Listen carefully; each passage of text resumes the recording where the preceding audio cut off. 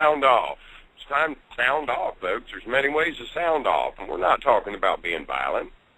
That's not what we're You know how the women got the vote? You bet you. Think about how, hey, them ladies use them pots and pans to cook supper. Why one day they decided to put them pots and pans up?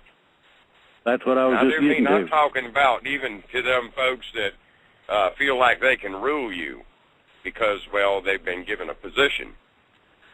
You know. Well, you give the day off and you don't cook nothing and let the guy make some bologna or something. There you go. You know. I mean, the suffragettes, and these are the people that, the women who got the vote, they went through beatings and all manner of nasty things.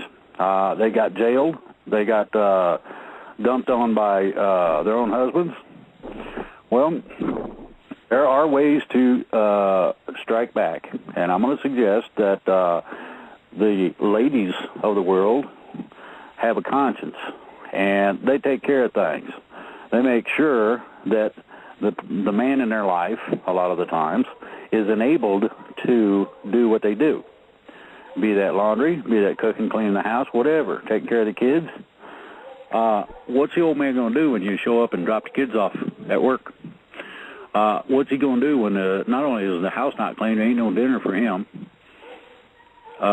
What happens when his laundry don't get done? I mean, there are a lot of ways that this issues to reverse control. When somebody refuses to cooperate or participate in a given situation, you sit down, you weigh almost twice as much when you go limp as you do if you stiffen up and resist. Think about that. It takes two chops. At that point. This kind of goes into one of the subjects I wanted to touch on, Drake, diversity. Okay. Diversity. Lord knows we have a lot of people out there that think freedom's based on an ideology. And guess what, folks? It isn't. Freedom is much more than that. Freedom is really defined from one person to the next. Your ideology of freedom might not be your neighbor's. To give you examples, things that some people don't like. What about gay folks? They don't deserve to be free.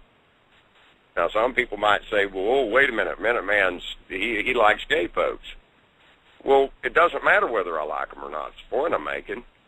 They deserve to be free. They deserve to be able to make their own decisions in life. Yes. Because they're being persecuted for, imagine that, Minuteman, you touched on something very important. Gay people are persecuted because they're doing what? Because they are loving people. Oh, wow. Imagine that. Right. That's right. You know, look, folks, our ideologies of freedom change from one person to the next. Don't go out there and stomp on somebody else's rights because of your ideology. That's how we got here. Hey, Minuteman. That's exactly what brought us to where we're at now. Minuteman? Yeah. I have a question for you. Yeah, sure. We're getting to Q&A in just a minute, but I do have one question for you. We did have a small group in another state contact us and had concerns about that. They are a gay community, and they are concerned about a little bit of chaos and what it is that they should do about that because they feel that they might be targeted by some other groups. What can you tell them that they can do to keep themselves feeling comfortable and safe? Well, by golly, they have a Second Amendment right, and being Americans, and they need to learn about that Second Amendment because that means they can protect themselves, and they need to learn how to protect themselves. Unfortunately, there's those out there that would trample on their rights to make up their own minds. Does that mean that I like the idea of people being gay? Well, no, I don't, to be honest. But I do respect their right to be free and to make their own decision and then to be able to protect that decision. And that's what I would suggest they do. By golly, form a militia. Okay. Okay. Thank Hey, you. right, Felicia. You betcha. Let's take a little break before Q&A, and Okay. about 3.5 minutes or so. Okay, and we'll play. I'm going to play a song. "I Am an American" by Jeremy Dodge. It is Terry's favorite song. This is for you, Terry. Cool. I pledge allegiance to the flag of the United States of America and to the republic for which it stands, one nation, under God, indivisible, with liberty and justice for all.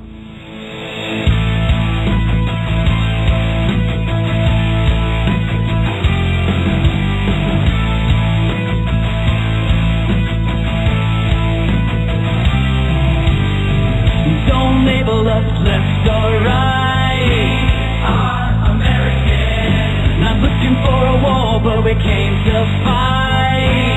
Our American. Somebody's gotta stand up. Stand up. Somebody's gotta do what's right. We're rising 'cause we're fed up. Got our house in order and got yours inside. I am American, that's what I am, it's what I say and what I do. I am American, that's what I am, and I bleed red, white, and blue. And I bleed red, white, and blue. It's not about party, it's about what's right. Our American. Taking back our country, come and join the fight.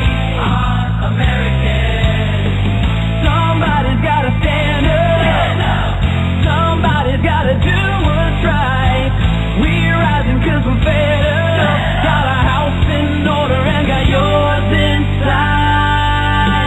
I am American, that's what I am, it's what I say and what I do. I am American, that's what I am, and I bleed red, white, and blue. And I bleed red, white, and blue.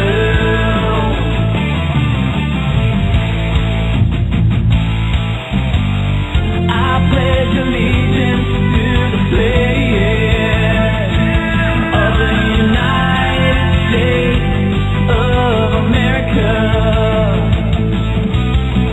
and to the republic for which it stands, one nation under God, indivisible, with liberty and justice for all. I am American, that's what I am, it's what I say and what I do. I am American, that's what I am, and I bleed red, white, and blue. And I bleed red, white, and blue. And I bleed red, white, and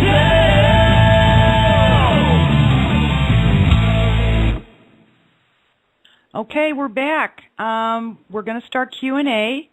Our call-in number is 714-868-0749. So if you have a question, just call in and we'll catch your question, okay? Our first caller is Dawn. She's from area code 781. Dawn, are you there? I'm here. Can you hear me? Yep, you're on. I don't have a question. I just have a statement to make, and I'm going to try not to cry. Okay. First of all, I'm just going to read an email from a friend I got today. And this is one of the reasons why we are doing what we're doing. This gentleman is in his late 50s, and he's been in this so-called freedom movement. I've known him for quite a few years. I've never met him. He lives in California. And he says in his email to all, if you've wondered where I've been, then sorry for not getting back to you the last few days, but I was arrested by the Santa Rosa Junior College campus police while riding my bicycle Saturday night. My crime? I had no government ID with which they could entrap me into their system, and I did not give them more than my name, which is all that the law requires. And this man is very gentle, and I can assure you. The arresting officer threatened me by saying, okay, I will give you one last chance. It's up to you. You can give me the information or you can go to jail.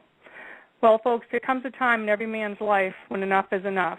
I thought for a moment and decided that I had had enough of the insanity, which has come to be known as the United States government. Either there is the rule of law where government is required to protect people's rights, or simply put, there is slavery. And if the latter, then why play silly games? Just throw me into I don't even know what this word means, goulash now, because I am most tired of government's stupid games of pretend freedom when people clearly see that oppression rules. And until people stand up against the tyranny, then nothing will change. It will only get worse and worse until they take it all, your freedom, your property, your life. There is the famous old quote, especially apropos now, and it was from Pastor Martin, Niemoller. He was a victim of the Nazis. And he says, in Germany, first they came for the communists, and I did not speak up because I was not a communist.